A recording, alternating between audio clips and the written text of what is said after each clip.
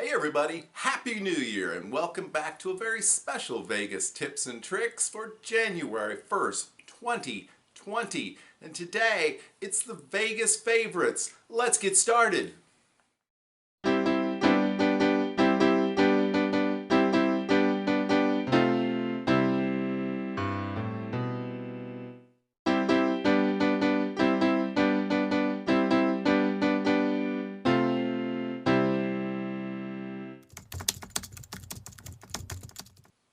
Okay, so tonight's show we're going to talk about some of the favorite things in Las Vegas as selected by the members of our Facebook group, now over 3,200 strong. These polls have been taking place on a weekly basis for about the last 4 months. I found 15 of them. I think there actually were 15 of them. And so we're going to talk about some of the winners in some of the Vegas categories. I hesitate to call it the best of Las Vegas because how many of us have tried everything in Las Vegas? But these are some of the favorites of our group members. And along the way, I'll do a few comments on how I voted and what I think about each one of these things. The first couple of categories aren't really about Vegas favorites. They're really about the group itself. We asked our members, where are you from? And by a not enormous majority, the United States was the winner.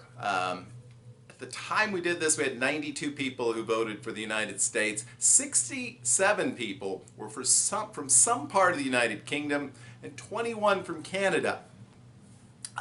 So actually at one point during the week there were more people who had voted that they were from the UK than from the US. So I suspect some of that is the overlap from the Vegas Club, and we've got a lot of members on both sides. But and again, we were a much smaller group at that time. In fact, when I look at some of the poll numbers from earlier on, we were talking about numbers in the dozens, and later on we've got winners that are approaching 100. So it's going to vary a little bit. I'm not going to actually go through the numbers on most of them. Obviously, I am from the United States, as you can tell by my lack of an accent. We also wanted to try to get an idea how experienced our members were as far as Vegas. Are these people that have never been? Are these people that go all the time? Well, it was a little bit of a mix, because when I asked people how many times they'd been to Las Vegas, the most common answer was between 2 and 5 times. But the second most common answer, if I can pull it up again, was between 11 and 25 times. So a significant number of you had been to Las Vegas, double digits or more. And there were people over 50, people who said they were well over 100 times. So I would not have fit into the top 3 at all. The third category was 6 to 10 times, since I've been 43 times. So definitely on the higher side, but there were people that had been significantly more than I have.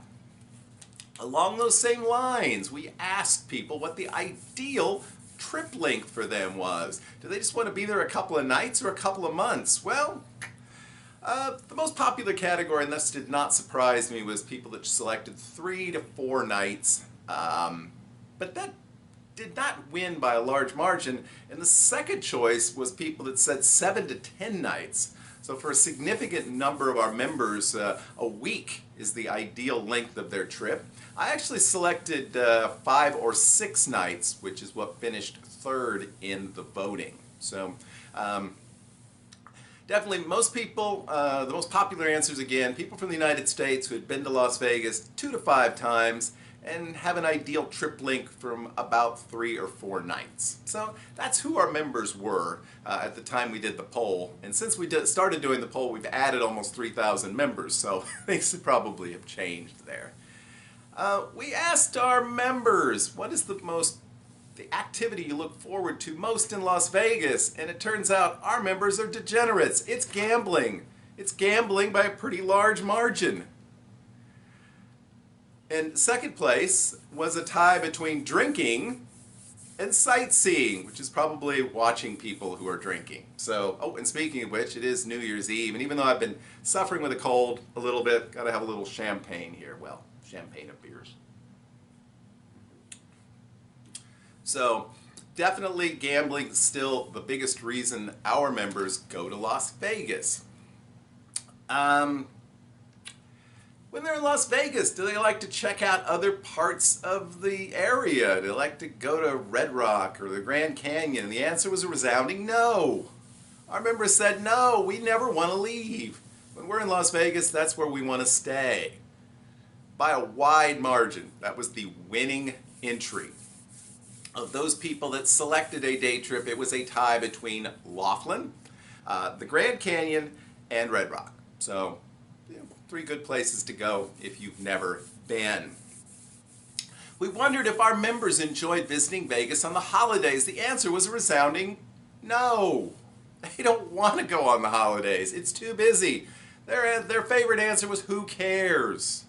Of those people that selected an answer, which was probably less than half, the most popular dates were the March Madness, the big basketball tournament, opportunity to hang out in the sports book all day, watch the games, bet on the games, great camaraderie there, and the 4th of July, which, obviously you have the fireworks and everything. So there you go. That's what they thought about, holidays in Vegas, not very much. Among things they didn't think very much of. And this was the biggest, this category, this particular poll got the most responses of any. And I don't know what that says about us as humans, except that maybe the things that irritate us are the things we want to talk about. But when I asked people what they were most irritated by in Las Vegas, 189 people said resort fees. By a wide margin, it was the winner. Timeshare people finished second. And this is interesting, smoking finished third. And I'm assuming smoking cigarettes, although nowadays it could be, the ganja. So, so smoking irritated people, timeshare salespeople irritated people, but resort fees were the things that irritated them the most. But the show really isn't about irritations, it's about what people liked. It's about their favorite things. So what always comes to mind when you ask about people's favorite things are their favorite hotels. When we asked our members what their favorite strip hotels were, this was what they said. In third place was Wynn and Encore. I put them together, because, they're together. In second place, Bellagio. Still hanging in there after all these years. Favorite strip hotel of our members was Cosmopolitan by a decent margin. Bellagio was reasonably close, but people loved the Cosmopolitan. When it came to downtown hotel properties, drum roll please. No, I'm not going to insert a drum roll here. I'm tired. In third place was the Downtown Grand. Just a few votes behind the second place winner, which was Main Street Station. But by a large margin, and in fact the hotel that got the most votes in all three of these categories was the Golden Nugget downtown. So it was a resounding winner in the best downtown hotel property. Finally, off-strip. And our members apparently don't like to go too far off the strip, even when they go to off-strip properties. Because, and this one really surprised me, the winning off-strip properties, there was a four-way tie for third between the Gold Coast, the Orleans, the South Point, and the Tuscany. And the second place category was the M Resort, which of course is quite a ways off the strip. Well, it's on Las Vegas Boulevard, but it's a long drive. Trust me, I've done it. But the winning off-strip property was Ellis Island. That crusty little property, just a long block or two behind Bally's. So it was the easy winner here. It was your favorite. What do I think? I think it's hard to argue with the Cosmopolitan. It's got a lot of things going for it. I just talked about it in the broadcast on Saturday. That was actually a coincidence. But, when you just combine the sort of dynamics of the place, the quality of the rooms, the restaurants, pools, shows, everything, it is pretty hard to beat. And I think one of the reasons the Cosmos stood out in a lot of people's minds is because it's also an independent property. A lot of the MGM, M-Life properties or the Caesars properties develop kind of a cookie cutter quality to them. They don't have a lot of personality. And so I think the Cosmo also wins having a certain kind of personality and also a little bit of an independent streak compared to a lot of the other places that you could choose. Now downtown, I actually voted in this one just so my choice would not lose out. And I think there was only one other person that voted for the property. I voted for the El Cortez. I really like the El Cortez. I've liked staying there, I like playing there. I even like the location a little ways away from Fremont Street, or at least the Canopy. But El Cortez did not do very well in the voting. And where would I pick the off-strip properties, I've stayed at a lot of the near strip properties like Orleans and Gold Coast a number of times. I've always kind of said the Orleans is kind of my favorite. I suppose in a way it still is. If I was going to pick a property though, just to say, wow, this is a property I'd like to stay at that I really like, I'd probably pick Red Rock. So those are my thoughts on it. But yeah, I was a little surprised at Ellis Island. I was a little surprised at the margin for Golden Nugget. But Cosmo, not so much. And our final set of categories in the first annual Tippy Awards. Tippy, I think that's, my parents had a dog named Tippy once, so it's the Tippy Awards. Anyway, when you're in Las Vegas, you got to do things, right? And the one thing people love to do is eat. And what's more Vegas than a buffet? So what were your favorite buffets in Las Vegas? Well, once again, let's start at number 3. It was the Wynn. Did very well.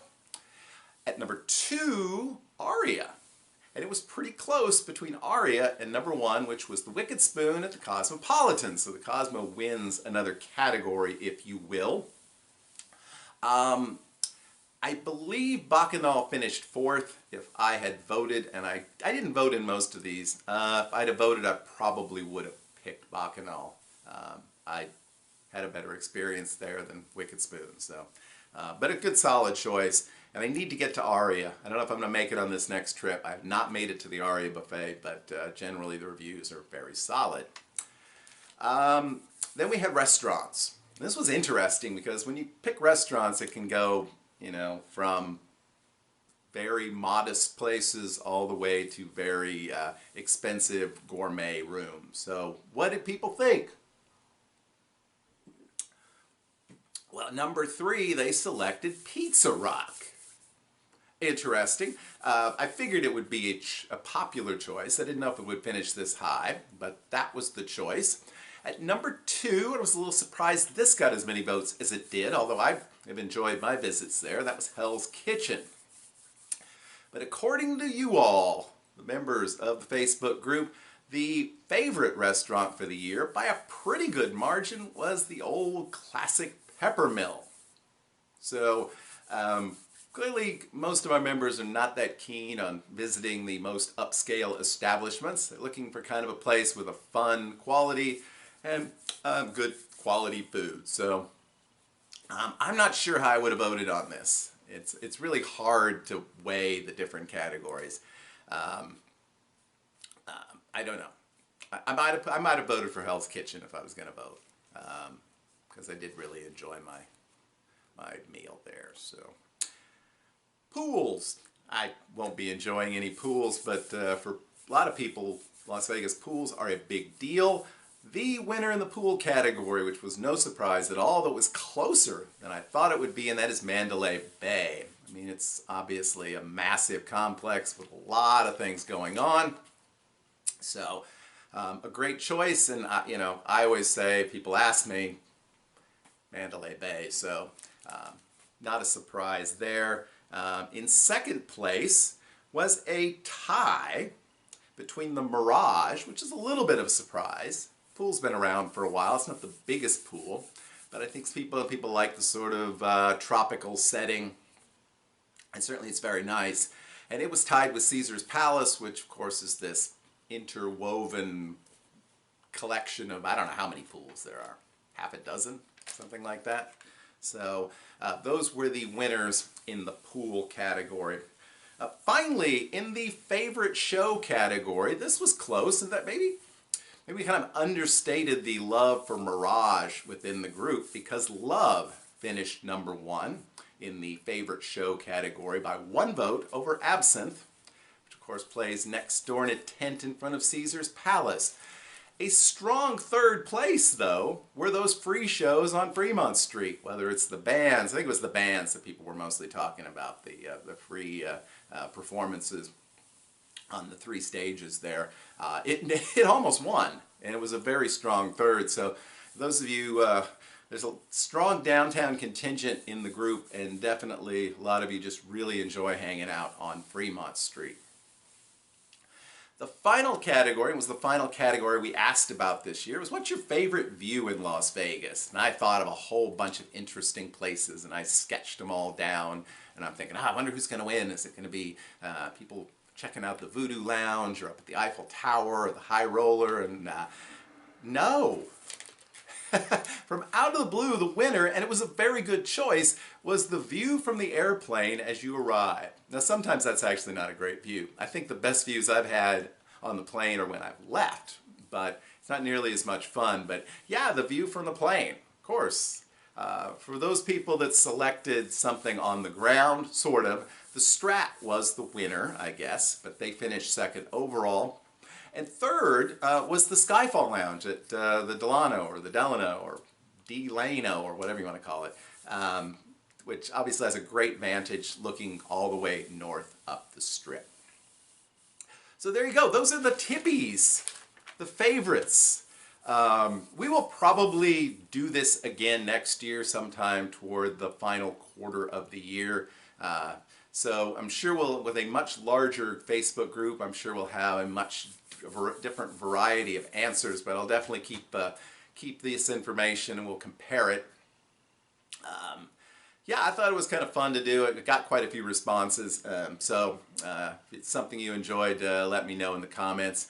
But we probably won't get that started again until the second half of next year, or I should say this year. In any case, it's been a great year on the channel. I looked today, I think we're up about 650 subscribers. That's just amazing. Thank you. And obviously the Facebook group is probably up a good 3,000 subscribers since the first of last year. I think in February, I looked before my trip, I had 18 people following me on Twitter, and now it's closing, it's over 850. So the channel has really grown, and I'm really grateful to all of you who have watched these programs, have watched the vlogs, and have, that I've gotten to know. So thank you so much. Again, Happy New Year. So until next time, which will be Saturday, and don't forget our live stream, 8 o'clock Central Time on January the 8th. Live stream. That's a week from tonight as you see this. But until then, I hope that you have a great and lucky year, and we'll see you soon.